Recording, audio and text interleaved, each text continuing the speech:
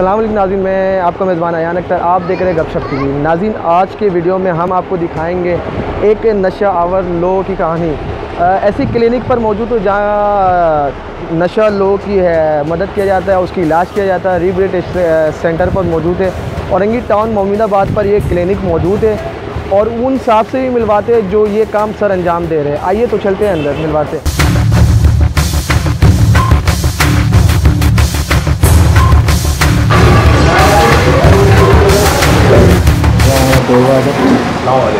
क्या हाल है? कैसे? शुक्र है। कैसा मिजाज है आपका? बहुत अच्छा है। कौन सा नशा करते थे आप? मैं क्रीज पीता था। अभी इधर मौजूद कितने दिन हो गए इधर आपका? तकरीबन 6 दिन हो गए। कैसे महसूस कर रहे हैं आप? बहुत अच्छा फीलिंग कर रहा हूँ। कहाँ से आए आप? औरंगी टाउन से आया। औरंगी टाउन किधर से? जिया। किस नशे, कैसे नशे में आदी आप बन गए थे? अयाशी के चक्कर अयाशी के चक्कर में? जी। तो अभी SHO साहब जो ये सेंटर बनाया है तो इलाज करवाएंगे आप पूरा? जी हाँ, मैं पूरा इलाज कर और इंशाल्लाह बहुत अच्छा है। यहाँ महसूस भी कर रहा हूँ। यहाँ के जो इंतजामिया ये हमारे बहुत सपोर्ट भी कर रहे हैं। घर पर जो चीज़ हमें चाहिए वो दे भी रहे। तो कितने दिन का इलाज है ये? तकरीबन अपने ऊपर है, सही मानों में तो बाकी इन लोगों का कोशिश है 3 महीने का। बाकी हम नशा करने वाले हैं, हम तो सालों साल नशा किए। अच्छा, मुझे ये बताएं, आप यहाँ से अगर सही होकर निकल गए तो SHO साहब से मेरी बात हुई, वो तो पूरा मेहनत कर रहे हैं आप लोग, तो ये दोबारा अगर आप ठीक होने के बाद दोबारा नशा तो नहीं करेंगे? नहीं, मैं तो नहीं करूँगा,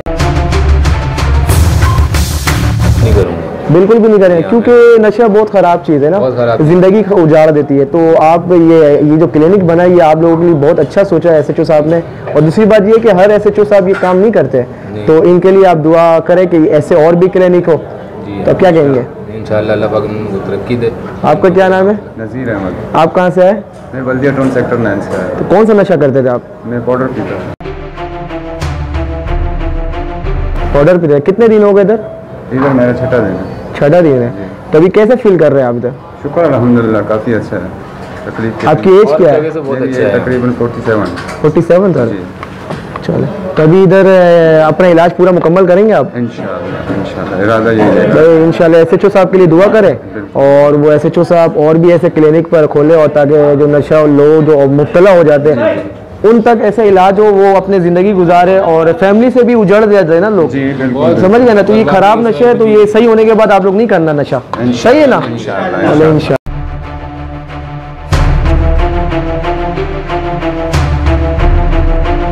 जी नाज़रीन, रिहैबिलिटेशन सेंटर के CEO अब्दुल खालिद अंसारी साहब भी मौजूद है और उनका पुलिस महकमा में ऑफिसर का रैंक है SHO का। तो ये क्लिनिक कैसे चला रहे हैं आज इनसे ही पूछते हैं कि अस्सलाम सर। वालेकुम अस्सलाम। सर, पहले तो ये बताएं आप इस क्लिनिक कैसे सोचे ये क्लिनिक ओपन करने के लिए? ये सोच तो हमारे IG साहब की है कि उन्होंने कहा था कि रिहैब सेंटर भी खोला जाए। जी। तो उनकी हिदायत पे मैं यहाँ SHO लगा था। तो यहाँ पर मंशियात का गढ़ था, यहाँ पर कचरा कुंडी बनी हुई थी। जी। तो यहाँ से तकरीबन 40-50 डंपर कचरे के निकाले और फिर यहाँ पर 300-400 आदमी नशा करता था।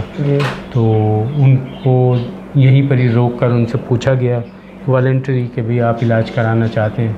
तो उसमें से आधों ने कहा कि हम कराना चाहते हैं।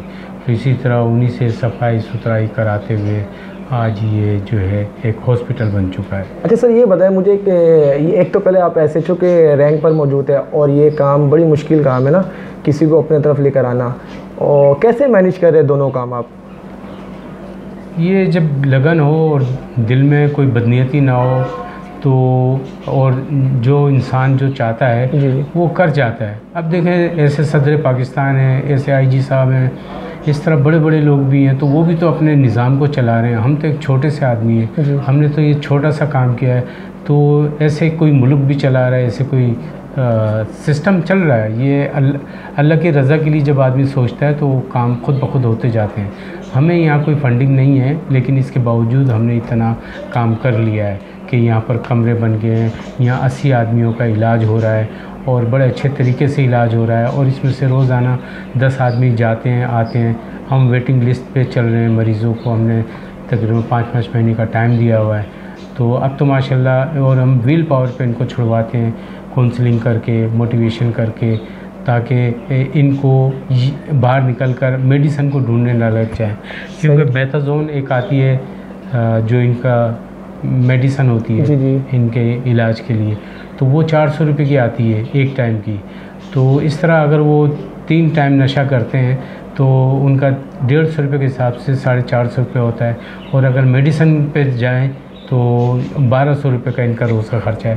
तो ये कहाँ से लाएंगे? तो इसलिए हमने इनको विल पावर पे छोड़ने की वो की है। अच्छा सर, जैसे कि आपने बताया कि कोई फंडिंग नहीं है, तो ये बताना चाहेंगे कि ये जाहिर सी बात है 80 लोगों की इलाज चल रही है ना, तो इसको कैसे आप मैनेज कर रहे हैं, कैसे इनका खर्चा आप मेंटेन कर रहे हैं?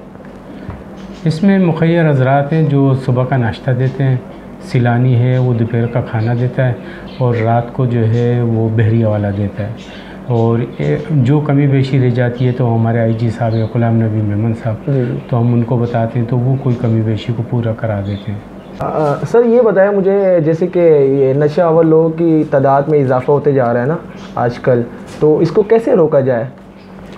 इसको इसी तरीके से रोका जाए कि शहर में हर थाने की हदूद में फ्री रिहेबिलिटेशन सेंटर होने चाहिए जो कि पुलिस की निगरानी में हों। जी जी। तो उससे ये होगा कि जो इलाके में नशा करने वाले हैं वो उनको रिहेब सेंटर में दाखिल कर लेंगे, तो नशा बिकने से रुक जाएगा, ख़रीदने से ये लोग रुक जाएंगे, तो ऑटोमेटिकली कम से कम क्राइम रुकता है इस तरह।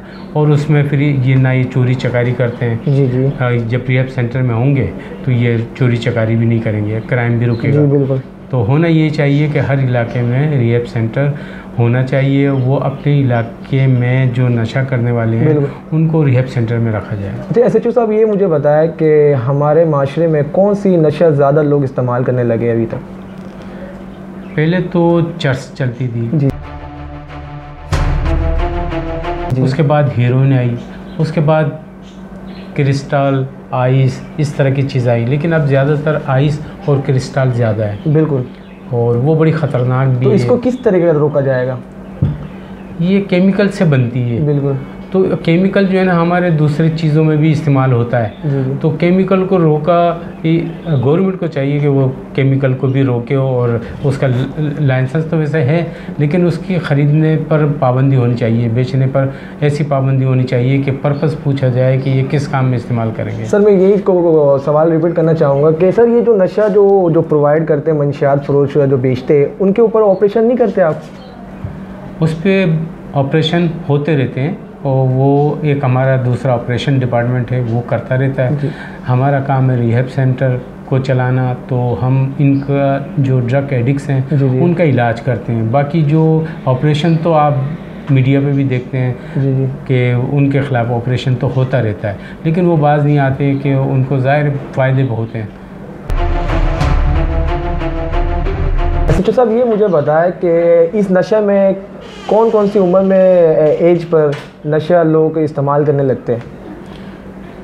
ये एज का तो इसमें कोई ताल्लुक ही नहीं है, ये तो छोटा बच्चा भी आजकल करने लगा है। जो हमने देखा है तकरीबन 8 साल के बच्चे का भी हमने इलाज किया है, 10 साल के बच्चे का भी इलाज किया है, और यहाँ तक के बड़ी उम्र के 60 साल की उम्र का भी इलाज किया है।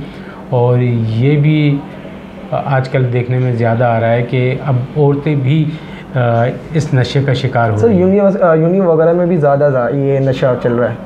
यूनिवर्सिटी में ज़्यादा है, वो उसमें भी मंशियात पहुंच चुकी है, तो स्टूडेंट जो हैं लड़के लड़कियां वो भी इसको यूज़ कर रहे हैं। तो भाई यहाँ से अगर कोई भाग जाए तो उसको फिर रिकवरी कैसे करते हैं आप?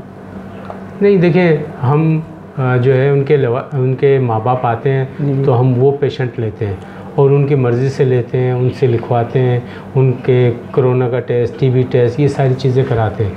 ऐसा नहीं है कि ना हम फुटपाथ से उठा कर लाएं और यहाँ जमा कर लें, तो यहाँ तो बहुत सारी बीमारियाँ फैल जाएगी, हर एक को कोई ना कोई बीमारी है। यानी कि फैमिली की भी जिम्मेदारी होती है और आपकी भी जिम्मेदारी होती है ना? ये जी, फैमिली की भी जिम्मेदारी होती है, और फैमिली उनको छोड़ कर जाती है तकरीबन 3 महीने के लिए।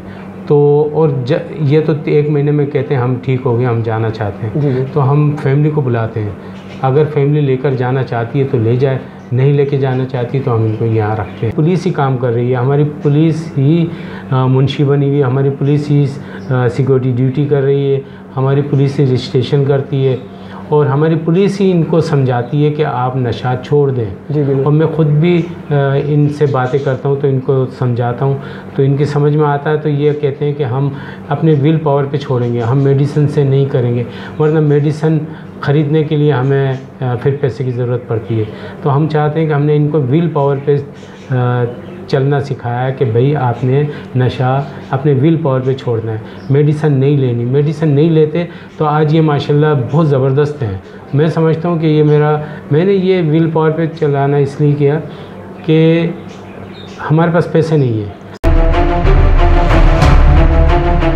मेडिसिन के भी पैसे नहीं थे। तो हमने जब देखा मेडिसिन के पैसे नहीं है तो हम मेडिसिन कहाँ से दें। तो ऐसे अंदाज़ा हुआ कि हमने 3 दिन तक उसको रखा तो उसका तोड़ ख़त्म हो गया। पहले उसके झाग मुंह से निकल रहे थे, उल्टियाँ हो रही थी, जुलाब हो गए थे। हम समझ रहे थे कि ये मर जाएगा इसको, वरना तो हमें मंशियात देनी पड़ जाती। लेकिन हमने देखा 3 दिन के बाद वो ठीक हुआ, तोड़ ख़त्म हुआ। तो उसने कहा कि मुझे खाना चाहिए। खाना वो 5 आदमी 6 आदमी का खा जाता है। फिर इसके मुंह में छाले पड़ जाते हैं। जब छाले पड़ जाते हैं तो उसको फिर हम लौकी का पानी लौकी को गर्म करके उसका पानी से उसके गरारे कराते हैं, तो उससे वो उसका इलाज भी हो जाता है।